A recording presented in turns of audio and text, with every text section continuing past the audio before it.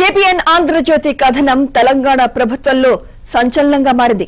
ABN Andhra Jyothi సంస్థల MD Radhakrishna కథనంతో ప్రభుత్వంలో ప్రకంపనలు రేగాయి. ఏబిఎన్ ఆంధ్రజ్యోతి కథనంతో సింగరేణి అధికారులతో డిప్యూటీ సీఎం భట్టి విక్రమార్క హుటాహుటిన సమీక్ష నిర్వహించారు. అప్పటికప్పుడు ఒడిశా నైనికోల్ బ్లాక్ టెండర్లను రద్దు చేస్తూ నిర్ణయం తీసుకున్నారు. ఆంధ్రజ్యోతిలో తొలిపాలుకొని ఒక పెద్ద వార్త రాశారు.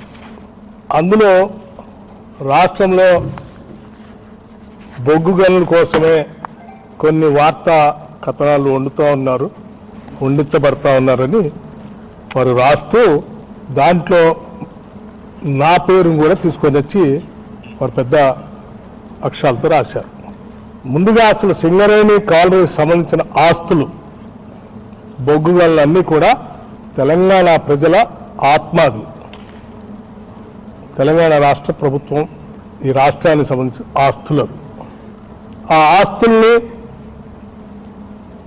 ఈ ఆత్మని కాపాడి భవిష్యత్ తరాలకు అందించడమే నా ముందున్నటువంటి ఏకైక లక్ష్యం.